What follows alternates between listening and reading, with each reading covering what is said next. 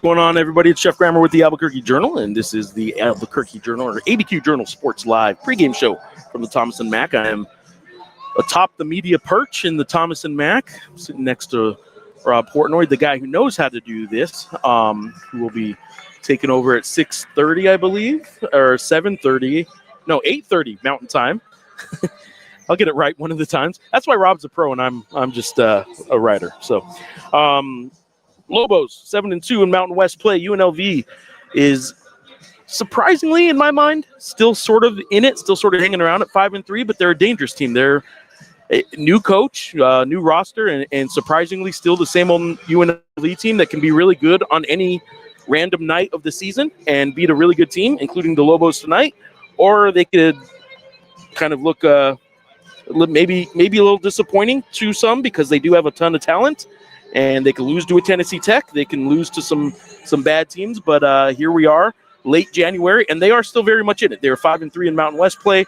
This is not a league that at the midway point, which is this week in conference play in the conference standings. This is the midway point, and nobody's pulled away enough to say that UNLV can't be one of those top 4 teams that get a bye, and nobody other than Air Force and San Jose State have really pulled away at the bottom half of the bottom part of the standings either.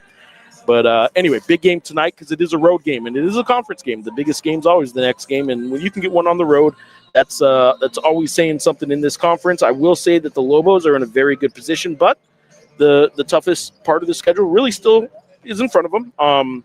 If you look at things like just like the home road standings, I was updating those earlier today. San Diego State's at a +4. They've already won 4 road games. Utah State's already won 3. New Mexico, Grand Canyon, Nevada all are at 2 road games won. So this would get UNM back up there, but they are 2 games behind San Diego State in terms of road games won.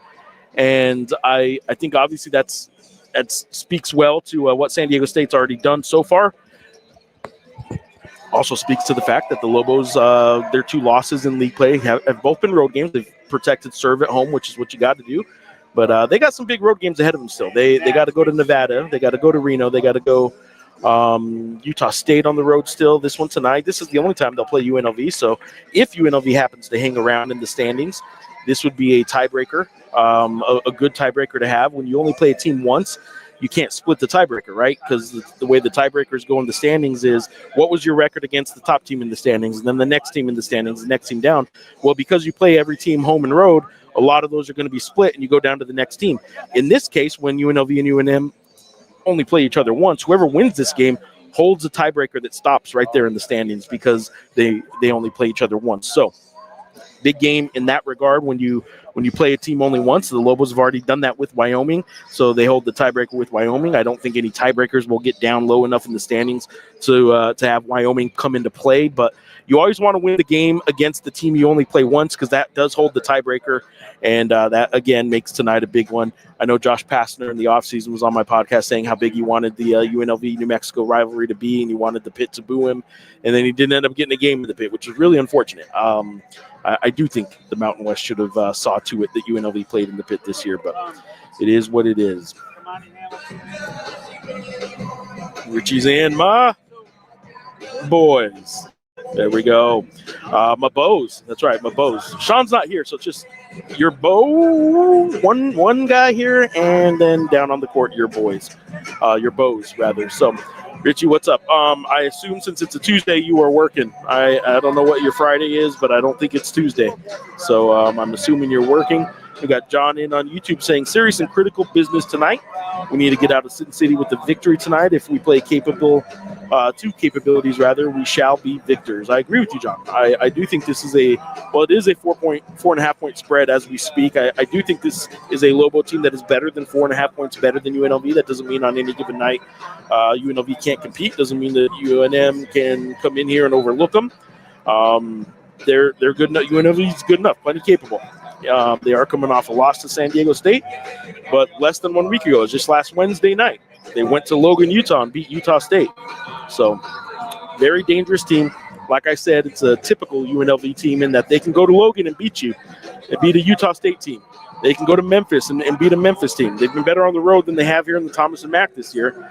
But it is a very typical UNLV team that they just kind of mess with your mind a little bit. They look to have talent. Certainly get hype. I mean, you can't not get hype when you're UNLV basketball. I've been covering this league for 14 years, and every year there is at least some media that jumps all over. I think they're going to be pretty good, and they rarely have been, which is why they've gone through, in my time covering the Mountain West, Dave Rice, Todd Simon, Marvin Menzies. Obviously, Kruger's the most recent who just left, and now we're on to Passner. I don't think I missed anybody in there. Of course, I was here after Lon Kruger. So anyway, UNLV, again, as dangerous as a team as can be, because they can go beat Utah State, and you just never know when they're going to be that team or when they're going to be their more typical self, which is what we assume they're going to be. I think UNM should be able to handle this one tonight. I like the matchup for UNM. I do like UNM's potential to get to the rim. I like UNM's potential to score at the rim or get fouled. UNLV fouls like crazy, one of the worst or one of the highest rate. Maybe I won't say worst because it is by design. Like they want to play physical, so they know what they're doing. It's not accidental. They are fouling, and they do it by design. So they have a very high foul rate. Teams scoring against them get a ton of points at the free throw line because of it. And if UNM's patient and smart, they'll take advantage of that. John in on YouTube. Remind me, please, where can I watch the game, i.e. computer or TV? Tonight is a CBS Sports Network game. I see Rich Wall's down there on the call. So CBS Sports Network is tonight's television broadcast. Of course, you can listen to the game at 770 KKOB or 96.3 FM, which is where Rob and Hunter will be doing the broadcast. Of course, post-game will be ABQJournal.com. I'll have some stuff. I'll have some video up as well.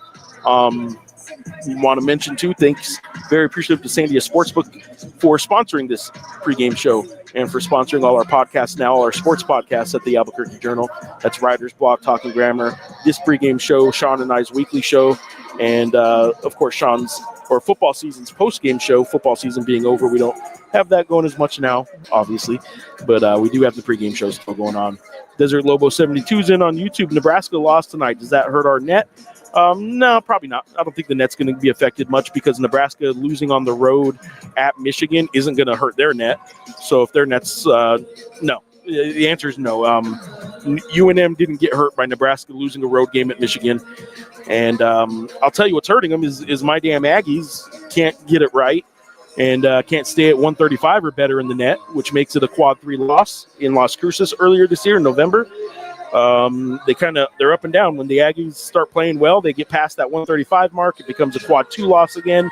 Nobody cares about a quad 2 loss, but when they see a quad 3 loss, it at least kind of at least draws your attention at least a little bit, right? And it's not a horrible loss, a road loss, a rivalry loss, but when in terms of the quadrants and in terms of the net and all that kind of stuff, you'd rather it be a quad 2 than a quad 3. So it would be good for the Lobos if the Aggies could just get 10 more spots up. I think they're down to 140 something, and they need to get right.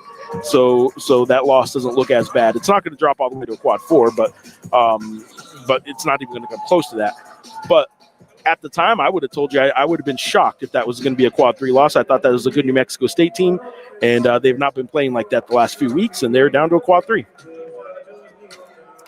Desert Lobo, what type of attendance is UNLV averaging this year? Not good. I don't know what the announced attendance is, but it's I'm guessing 22,000, 3,000 tonight, maybe 2,500-ish is what we'll see in here. And in an 18,000-seat arena, it doesn't look good. It doesn't play well. The optics aren't good. This is just me, but like you have the media perched up, 40 rows behind empty seats, and if we happen to take a picture from our cell phone and post it on social media, you see an awful lot of empty seats between us and the court, and then across the court.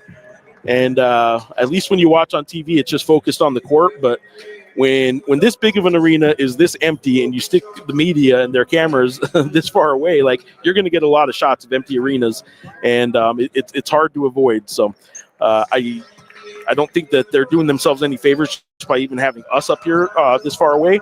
But I don't think they're doing themselves any favors either by basically. Well, I digress. Paul's in on YouTube. I remember seeing J. Call commit as the first recruit of the Olin era. And I thought we were going to really have a rough time this year. You aren't the only one. I would tell, well, let me finish your comment. Have I been dead wrong? Better call Hall, go Bows.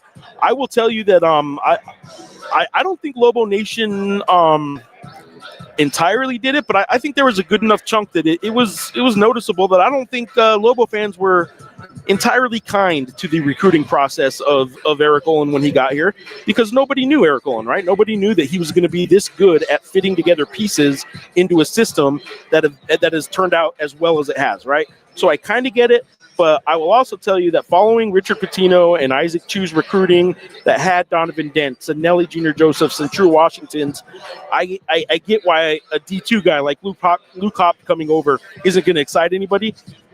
But if you're telling me right now in late January, this team that's playing for first place in the Mountain West and Luke Hopp isn't a very key part, obviously Eric Olin and crew knew what they were doing. Jake Hall is another guy that nobody seemed excited about. In fact, like I said, I would say I don't think people were particularly kind to the Lobos when the recruits came in. Nobody was overly excited about Jake Hall, and Eric Olin knew what he was doing. Not only did he know what he was doing with Jake Hall, he knew what he was doing with Uriah Tennette. And Isaac Williamson is a UNLV Rebel who was committed to UNM and wanted to be a Lobo, and there wasn't a place for him. There wasn't a place for another freshman guard, and it turned out that it was in the best interest of him and others that he go to somewhere else. And he ended up here at UNLV, and he ended up not only here at UNLV, but because of injuries at UNLV, got some big-time minutes early on in the season and ended up having a few pretty good games. At 25 points at Memphis, was it? Or is it on the road? I think it was the Memphis game. He had a 25-point game. He did really well, but he wasn't going to play. He wasn't going to get his minutes at UNM. So the Lobos knew, and Eric Olin knew what he was doing. And I like, Paul, that you are sort of acknowledging it, because I think a lot of people were less than excited, and some, I don't know that you were, but some were vocally critical of it. Awful lot of Paul Weir comparisons to Eric Olin. Awful lot of who are these D2 players. This team's not going to beat anybody. They're going to finish in the bottom half of the standings. Twitter's nothing but receipts, man. They're all out there unless everybody goes back and deletes them all. There's a lot of people, a lot of Lobo fans who haven't come back and apologized or acknowledged like you just did, Paul. And a lot of them still give it, or throughout the year, throughout November especially, started backing off in December a little bit, were giving me a hard time for not being more critical of how awful this team was. And I'm like, but they're winning. I'm like, yeah, but not by enough. And I'm like, yeah, but they're winning. Like, just kind of give them a minute. And here we are. They're 7-2. Tonight is the 10-game mark of a 20-game Mountain West schedule. And tomorrow night, San Diego State, with a loss, would put the winner of this game, or if UNM wins this game, in first place at the halfway point. At worst, if they win this game, they're in second place tomorrow night in the Mountain West standings, with San Diego State still coming to the pit. Not too bad. Desert Lobos in on YouTube. I noticed the Lobo retro jersey seems completely screen printed. Are there regular home and road jerseys embroidered? Yeah, the regulars are all fine. But yeah, they have a dozen jerseys, and yeah, I saw some people online comment about them being screen printed. They normally are not. I don't know what the decision was there. I don't know if Nike, in their Nike deal, I don't know. Nike usually takes care of the jerseys, and they did not on that one. I don't know the reasoning behind why that one was not a more of a high-quality Nike type jersey like their one-offs have been in the past. Aiden Cuffley is in on YouTube. Hey, Jeff. Should be a great game out in Vegas. I'm going to say Lobos win 75-72. Could be. I do think it could be a really good game tonight. I think that the ability of UNLV to ugly up this game, and the Lobos' willingness to play an ugly game. Lobos are more than happy to play ugly games. Their defense uglies up games too. So I do think that this could end up being an ugly game. Could be a low-scoring game. I do think if it's low-scoring and it's a tight game like that, I think UNLV would be a little bit happier. I think there's a possibility that UNM could could sort of pull away a little bit too. So my prediction is going to be more than 3 points, but I don't think it's out of the realm of possibility that you're right, that 75-72 should be it. I think the Lobos get to 80. I don't know that UNLV gets much beyond 70. So that's kind of the ballpark of where I'm at. Probably about a 7-8 point win in the UNM in the 80-ish range, and UNLV in that 70-ish range. John Romero is back in on YouTube. We can't afford foul trouble tonight. My nervous level is already on tilt. So I will tell you this. The Lobos foul at a fairly high rate, not as high as UNLV, but UNLV draws fouls at a tremendously high rate and commits fouls. So this UNLV season has been a free throw fest. They foul a lot and get fouled a lot, and there's going to be a lot of free throws, I imagine, in this game, and that's going to go both ways. I do think that the Lobos, because they play a lot of that zone and that matchup zone, can kind of back off the aggressiveness on defense and not foul when they focus on it, when they concentrate on it. Not like the end of that Fresno State game that just got weird in that final 5 minutes and 36 seconds. The final 5:36 of that Fresno State game, Fresno State scored 25 of their 51 points of the half in the final 5 minutes. So, I mean, if you score 25 points every 5 minutes in a game, what is that? Let's see, 50, 100. That's going to be a 200-point game. I mean, yeah. That was a pretty crazy, pretty wild final 5:36 of that game. UNLV is currently 135 in the net. It says Dion, that is true. This makes it a quad 2 game at the moment.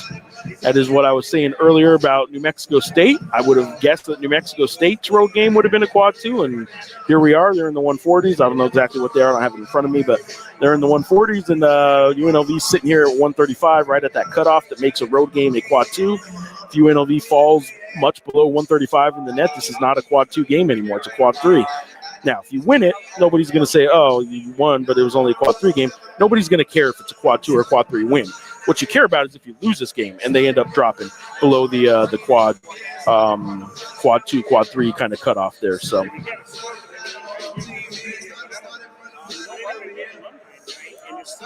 all right, Coron Miller's in. Jeff, is there any update on when Chris Howell will return? No timetable on Chris Howell's return. Talked to somebody else today. They are still taking it slow, but there is still, as far as I know, every expectation that he's coming back. They're taking it slow because we are still just in January.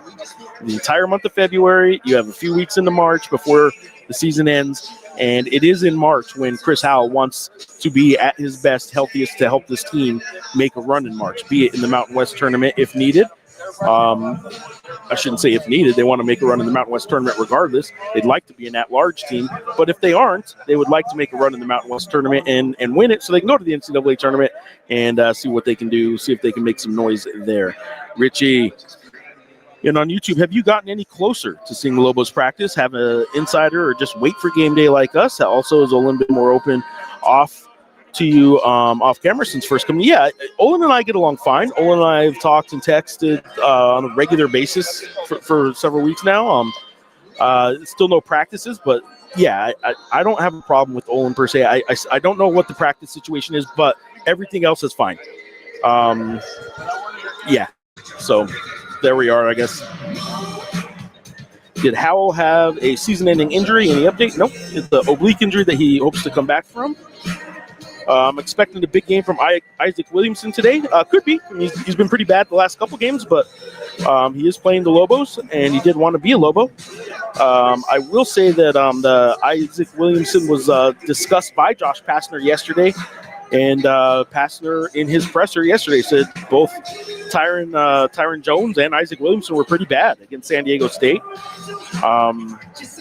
So those are wondering, let's get some context here. Tyron Jones scored 10 points against San Diego State, got to the free throw line 10 times, but he was 2 for 10. That's right, 2 for 10 from the free throw line. He had 4 rebounds. He had 3 steals. Sounds like an okay stat line for a freshman, but, man, did he get to bear the brunt of Josh Pastner's criticism yesterday, saying, I don't want him to be cute. I don't want him not to be aggressive. Quit listening to the praise because he's been playing really well lately, but not Saturday.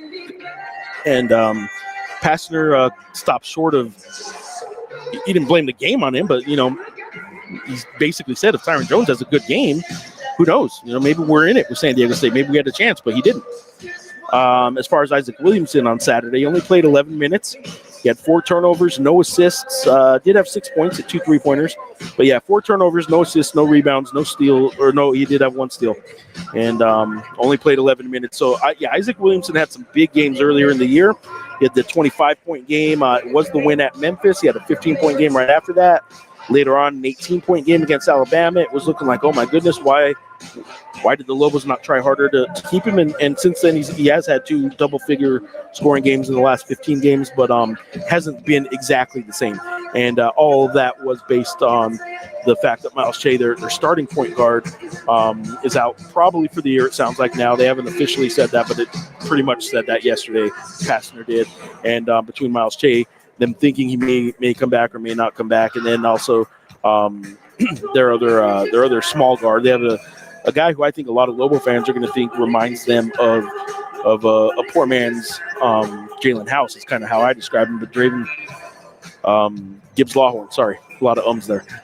Gibbs Lawhorn is a kind of a poor man's Jalen House. He looks like him, has a shaggy haircut like him, has some facial expressions like Jalen House, and he also is a talker. He'll talk a lot of trash. He plays at a high motor up and down the court. He's probably a better pure scorer than was Jalen House, but he's not the defensive presence. He's not the playmaker that Jalen House was. He's not the overall player that Jalen House is. And but I think you'll see some similarities when you see him out there, and he can go off. He gets hot. He's had some 30-point games this year already. In fact, he's coming off 27 in the loss against San Diego State. It was 33 points in the win over Boise State a couple weeks ago. So he's their scoring motor. Again, I don't think he's as good as Jalen House, but you'll see some similarities in the way he plays. This year's team would be a good matchup with last year's team. I assume you mean this year's Lobo team, last year's Lobo team. It would be an interesting matchup, man. Like last year had a 1-2 punch that I know Brian Dutcher told me before the season. He still's a big believer in it. Anytime a college team has their point guard and your center, your 1 and your 5 lined up the middle, like you're pretty good. He said it was sort of akin to baseball. When you're solid up defensively up the middle, like you're going to be good. And so when you got a good point and a good center, you fill in the other spots around it, you're going to be pretty good. And last year's team had that, right? You had Donovan Dent, you had Nelly Jr. Joseph, you had some good pieces around that.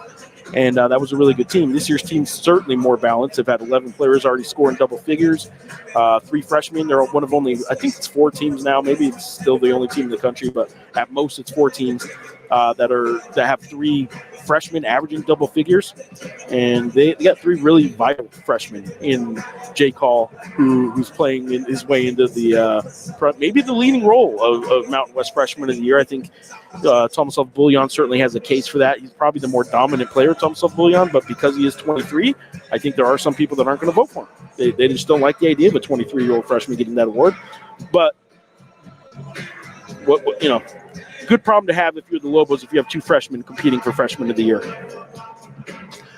Boston's in on X. Sounds like Patton is done. Assume you've heard nothing more.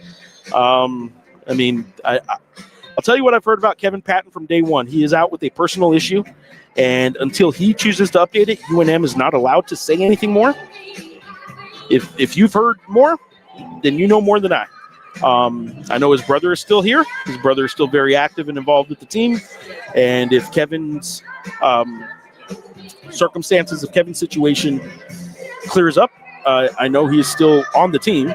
He just hasn't been around the team. But I have not. The team can't say anything more about what's going on. I hope people understand that and sort of read between the lines. There's something going on that nobody can talk about, and there's a reason that continually kind of asking about, like, hey, what's going on with Kevin Patton gets the same answers over and over again. He is dealing with a personal issue. Nice to see the Lobo staff warm up to our favorite Lobo media man. They're good, man. This staff they're a bunch of good guys. I know there's talk about the press conferences and all that kind of stuff. That they are good guys. I get along with all of them just fine. I don't know. I mean, He's not Richard Pitino at the press conferences, but he's fine. I have other coaches that have texted me. 2 weeks ago, I had two coaches text me about how much they love listening to Eric's press conferences because he explains things so clearly. He's so insightful. Darrington Hobson was here last night and quote tweeted Robert Portnoy's tweet with Darrington there about like how he loved talking with Eric and how he's just a genius. There is so much respect among people that know basketball really well. So much respect for not only how Eric Olin coaches, but how he articulates that. He is a hit at coaching clinics. He is a hit at the High School Coaches Association when he gave that talk. His press conferences I love because he articulates his vision and his system so well. There are some people that love leaving those comments on YouTube about how I ruined the pressers and Eric clearly hates me. And that could be very true. Could all be well and true. But it isn't that he hates the media. He's just a quiet, calm, confident, very confident in his approach kind of guy. Larry, Dre Lawhorn is going to give UNM guards fits. UNM struggles guarding veteran guards. Could be. Very well could be. Travis is in on YouTube. Jeff, any news on Kevin Patton Jr.? Nope. So basically that means it's a legal matter with KPJ? Nope. It is not a legal matter. I can confirm that. It is not discipline. It is not injury. It is a personal matter that Kevin Patton Jr. is dealing with. And it is not a legal issue. I love that everybody wants to know. I get it. I've covered the Lobos long enough to know how much Lobo fans want to know what's going on. I don't know how to articulate any clearer that Kevin is dealing with a personal matter. It is not a legal matter. It is not a discipline matter. Kevin Patton is still on the team. Kevin Patton is a good kid, and his brother's still on the team. He's a good kid and very active and very involved. No, Larry, it is not a legal matter. How's Chris Howell doing? He's still recovering from an oblique injury. No timetable on his return. When are the Lobos required to appeal to keep Tomislav another year? They aren't required. They can choose to.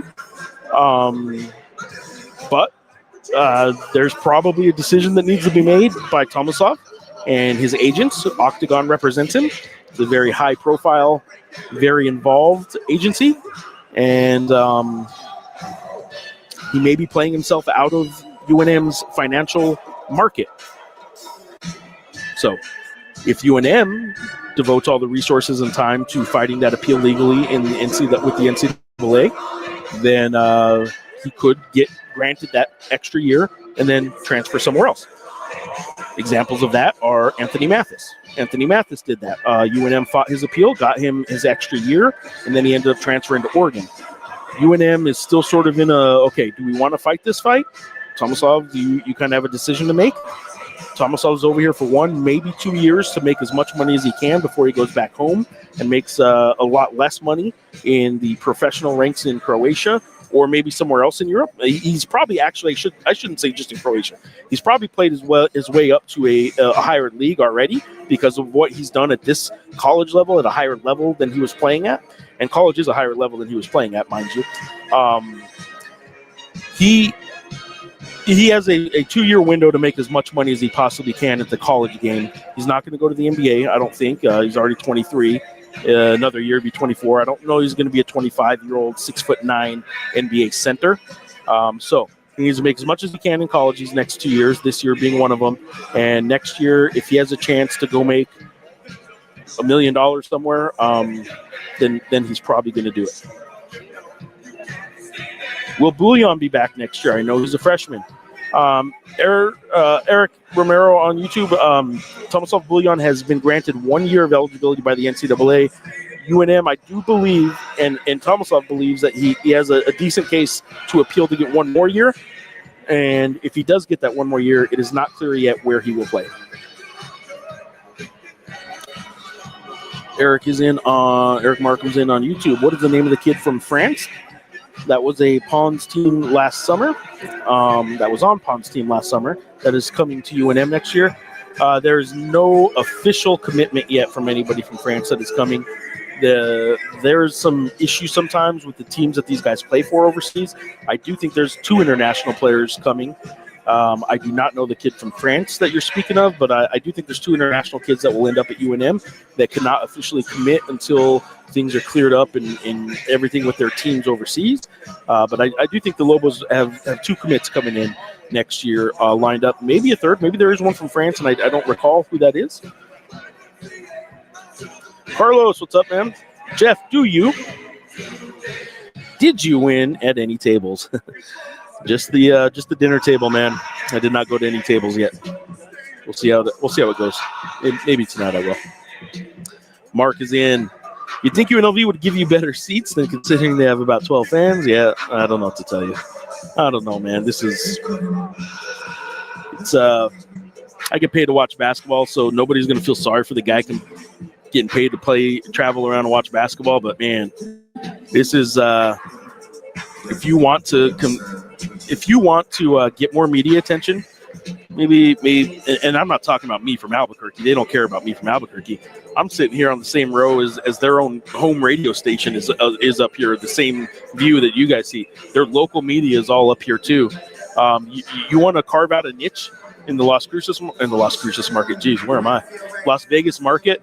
Like, I don't know, maybe give your media a little bit more respect, frankly, than this. But they choose not to, and it is what it is. There's a reason. There's a lot of reasons UNLV is where it is in basketball right now. Some of the decisions they make, including how they treat media, is one of them, frankly. It doesn't mean they don't have access. They're at practice all the time.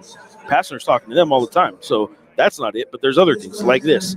It is hard for a local TV station or a local radio station or local newspaper to always send and devote a whole lot of attention when you have so much else going on in this town. And they, at those places, accommodate you a little better than they do here, where we are cramped in on Media Row and sharing Wi-Fi and trying to give them free publicity of their team through media. And they're just not interested in accommodating that. All right. Going to be a tough one tonight. I'm more optimistic than some Lobo fans, I think. Q2 to fight as of now. Yeah, Q2 as of now. That is correct. Did Isaac and the Lobos have a mutual agreement for him not to be a Lobo? I don't know. I mean, I think it was mutually agreed that he wasn't going to get the time. He wasn't going to play over Uriah Tenet and Jake Hall. And I don't know how many more freshman guards Eric Olin was going to play. So as mutual as the message could be, when probably being told that I got 2 guards coming in that I know and I've recruited them for years. And remember, he recruited Jake Hall since he was 14 years old.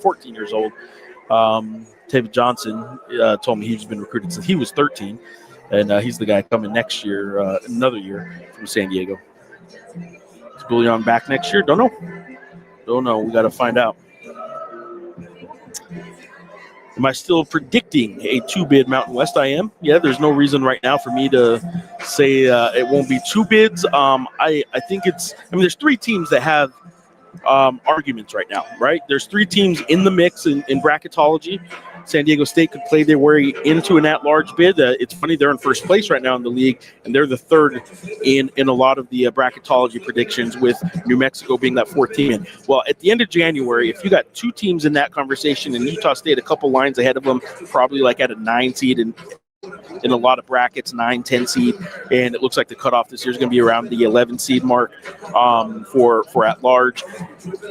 There are 3 teams in that conversation. I will take the odds and say not 2 of the 3 fall off. I will say 2 of those 3 stay in, and maybe just 1 falls off. I don't know who that's going to be, but we'll see. Games like this matter. Games like this matter a lot, because you lose this one and UNLV struggles at all and falls below that 135 net that they are right now, and this is not a quad 2 game anymore. It's a quad 3 loss if you end up losing. So, all right, I'm going to run through these real quick and let you guys get over to 770 AM or 96.3 FM and listen to Rob and Hunter, who are sitting right next to me doing their pregame show.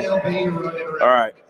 Franklin's asking me, do you know if any recruits the Lobos are pursuing for next year are bigs? 2 of them are.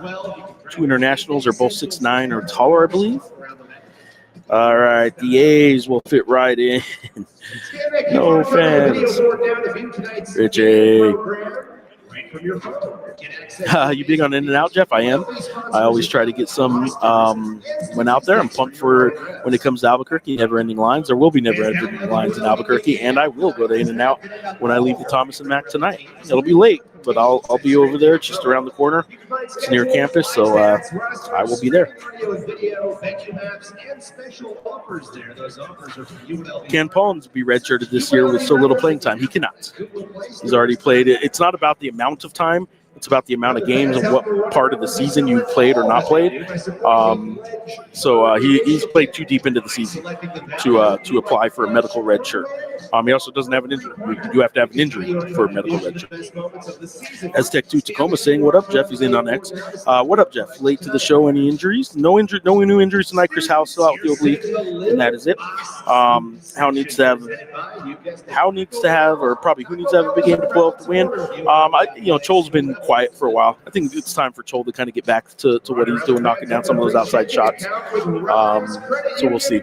I think the Lobos need to get to the free throw line and knock down some free throws. And if they do that, I think they should be okay. UNLV fouls like crazy. So, holy cow, guys. It's probably mental health that he's dealing with. Get a clue. Says Jerry Ulibarri. Sorry. Chol breaks out tonight. That's kind of what I'm thinking, Eric. So jelly. I know, man. I know. In and out. I'll bring it home for everybody. All right, guys. Get over to 770 AM, 96.3 FM. These guys sitting next to me will have their pregame show for you. ABQJournal.com/sports is where you can find my postgame game story later tonight. I'll have some postgame video as well, a player and a coach talking about this game. I will have Emptying the Notebook tomorrow morning. And after every regular season Mountain West Lobo basketball game. Seeing quite a few Lobo fans start to file in, by the way. So I will do one quick check of the scoreboard. The Mountain West scoreboard looks like this. Looks like UNM's line is down to 3.5, and it was 4.5. It looks like it's down to 3.5 according to DraftKings, which is what ESPN now uses. Grand Canyon at Nevada starting about right now. 3.5. Nevada by 3.5 at home. And with 3 minutes left in the first half in San Jose, where the Lobos play this weekend, it is Boise State 32, San Jose State 29. 3 minutes to go in the first half there. Thank you guys. Thank you guys for your participation. Thank you guys for always being here on the show. Thank you, Cyndia Sportsbook, for sponsoring the show. And see you guys after the game.